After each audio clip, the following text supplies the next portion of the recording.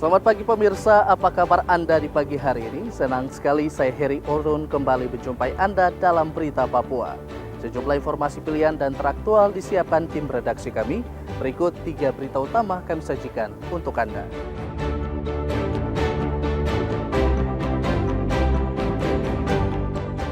Ratusan warga asal 4 distrik di Mimika berunjuk rasa mendesak Bupati membuka kembali penerbangan.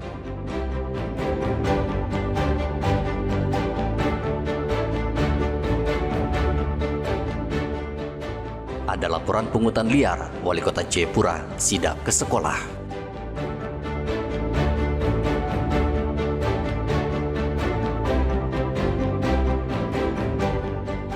Pantai Kupang alias Kursi Panjang di Holtekam menjadi destinasi wisata saat liburan di Jayapura.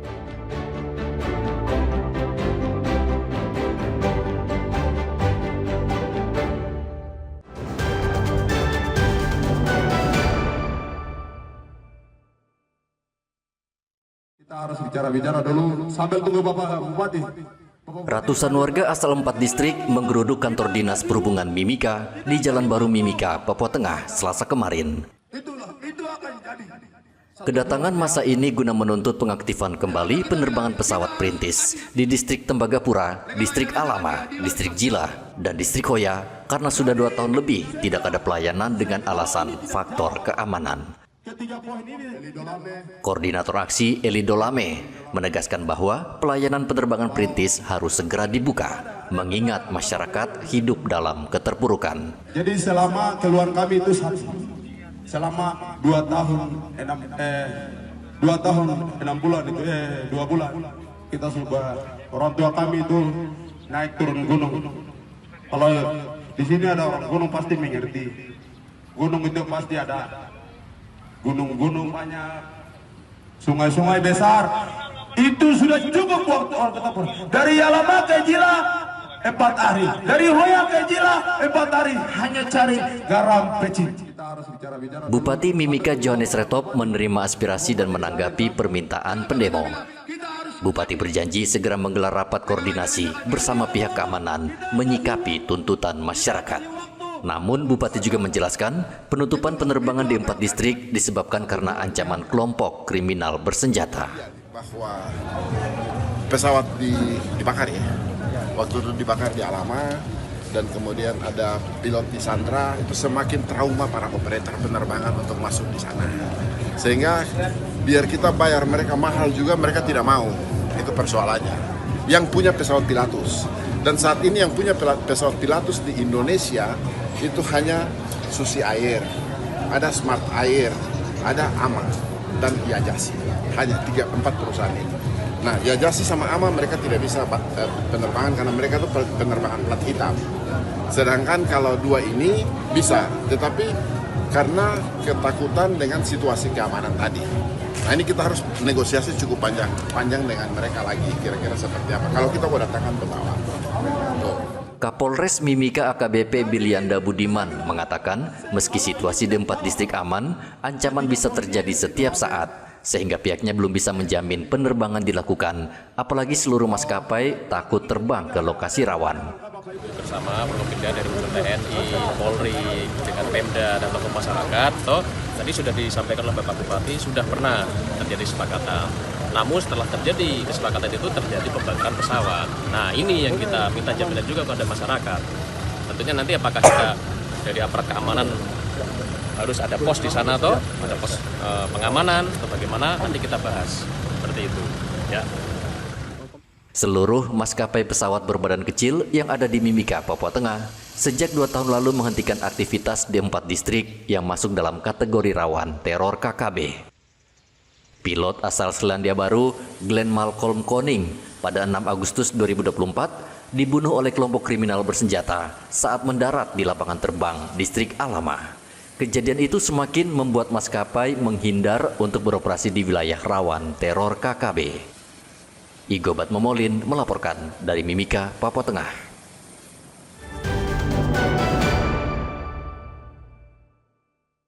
Mari Pak Kepala Sekolah, saya ketemu di... Wali Kota Jayapura Abisai Rolo melakukan inspeksi mendadak atau sidak atas respon cepat terkait laporan pungutan biaya kelulusan sebesar Rp550.000 yang terjadi di SMP Negeri 4 AB Pantai, Distrik AB Pura, Kota Jayapura. Pak Kepala Sekolah. Saat sidak, pihak sekolah membenarkan adanya pungutan pada siswa. Kita tidak... Kepala sekolah menyampaikan pungutan dilakukan atas kesepakatan orang tua di bulan Januari. Namun setelah ada instruksi wali kota di awal April, pungutan dihapus. Dan memang dilaporkan kepala sekolah bahwa itu sudah janji orang tua sejak bulan Januari. Sehingga orang tua mengumpulkan uang 550 per murid. Tapi tadi sudah saya ketemu kepala sekolah untuk jangan lagi dilakukan pungutan-pungutan seperti itu. Itu pungutan untuk acara mungkin karena anak-anak kelas 3 ya. Saya pikir itu jangan dibebankan orang tua juga supaya mereka jangan sampai terbeban dengan itu. Tadi yang melaporkan itu karena berkaitan dengan biaya itu yang 500 sekian ibu tidak bisa, tadi dia lapor dan saya turun ke SMP AB Pantai dan sudah sampaikan ke kepala sekolah bahwa uang yang sudah dikumpulkan kembalikan kepada orang tua. Jadi jangan sampai itu dianggap bahwa itu sudah sudah terlanjur, tidak ada terlanjur. Nah, kembalikan ke orang tua supaya jangan itu berlaku lagi nanti dan sekolah lain juga jadikan contoh lagi. Nah, saya harap semua sekolah-sekolah di kota ini dari TK, SD, SMP, SMA semua berlaku hal yang sama.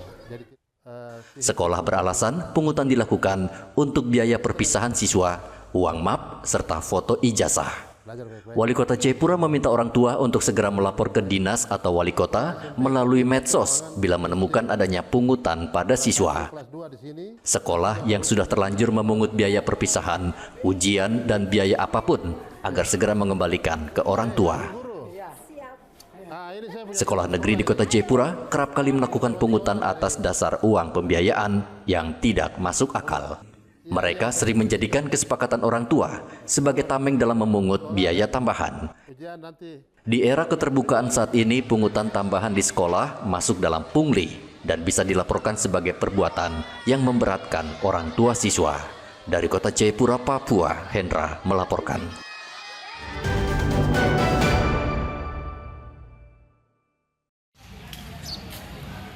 Ratusan siswa sekolah menengah kejuruan di Kota Jayapura mengikuti ujian kompetensi keahlian atau UKK di SMK Negeri 2 Jayapura. Kegiatan UKK ini bertujuan untuk mengukur kemampuan siswa selama belajar di sekolah, sehingga ketika mendekati waktu kelulusan, para siswa sudah teruji dan siap bekerja. Pengukuran kemampuan tersebut melibatkan dunia usaha, dunia industri, dan lembaga sertifikasi sebagai mitra. Dan cara mau bekerja saya kira sesuai dengan kebutuhan saat ini oleh perusahaan yang ada di kota maupun di tanah. Nah, ini yang perlu kita terus dorong, terus kembangkan agar anak-anak kita benar-benar memiliki suatu kelebihan, suatu kompetensi, suatu kemampuan yang memang sesuai dengan bidangnya. Sehingga ketika mereka nanti lulus dari SMK Negeri 2 ini sudah bisa bekerja dan siap pakai, terutama di perusahaan-perusahaan yang membutuhkan tenaga-tenaga mereka ini. Ada 236 siswa dari 5 jurusan yang mengikuti ujian kompetensi keahlian. Usai ujian tersebut, diharapkan kalangan industri akan mempekerjakan mereka. Mereka baru saja selesai dari PKL. Di lapangan 3 bulan yang baru selesai di tanggal 20 April dan hari ini mereka uji kompetensi. Kenapa kita pindahkan PKL-nya ke akhir semester 6? Biar mereka setelah PKL ada industri yang langsung mengikat mereka mengambil, sehingga apa yang masih hangat-hangat misalnya baru selesai di Telkom atau di Alfa Midi maupun di Kimia Farma bisa langsung direkrut. Jadi celahnya dekat sehingga mereka bisa. Nah, itu maksud kita pindahkan PKL di semester 6. Pelaksanaan UKK di sekolah berlangsung mulai tanggal 28 hingga 30 April 2025. Para siswa semangat mengikuti uji kompetensi keahlian karena berharap dengan hasil ujian keahlian, mereka sudah siap memasuki lapangan kerja dan bisa meraih masa depan yang lebih baik. Dari kota Jayapura, Papua, Hendra melaporkan.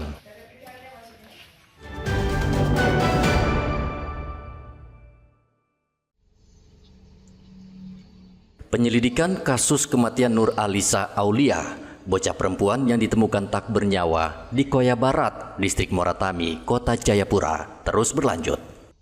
Polresta Jayapura Kota hingga saat ini masih menunggu hasil lab 4 dari Mabes Polri. Saat ini, penyidik Polresta Jayapura Kota telah memeriksa 19 saksi untuk mengungkap penyebab kematian korban. Polisi juga masih mendalami sejumlah barang bukti yang ditemukan di lokasi kejadian. Kapolresta Jayapura Kota, AKBP Frederikus Maklarimbon, meminta masyarakat yang memiliki informasi tambahan segera melapor ke pihak kepolisian. Saksi yang sudah diperiksa dan juga berdasarkan hasil pemeriksaan dan juga analisa terkait dengan bukti-bukti petunjuk yang ditemukan, memang kami penyidik dan tim belum menemukan indikasi pidana. Jadi ada keterangan saksi, ada bukti petunjuk yang ada di TKP, hingga saat ini belum bisa membawa kita ke titik terang terkait dengan sebuah tindak pidana itu. Nah, tentunya ini menjadi pekerjaan kita. Namun kami masih tetap bekerja, masih tetap menindaklanjuti semua informasi, semua masukan yang kami terima. Dari hasil yang tadi 2 saksi yang diperiksa, ya ada informasi baru yang memang perlu kita tindak-lanjuti. Bocah 3,5 tahun Nur Alisa Aulia ditemukan tewas di belakang rumahnya di Koya Barat, kota Jayapura pada 2 April lalu. Sebelum ditemukan tewas, korban sempat dilaporkan hilang selama 4 hari. Saat ditemukan, tubuh korban dipenuhi luka akibat benda tajam, bahkan tangannya putus. Arthur melaporkan dari kota Jayapura, Papua.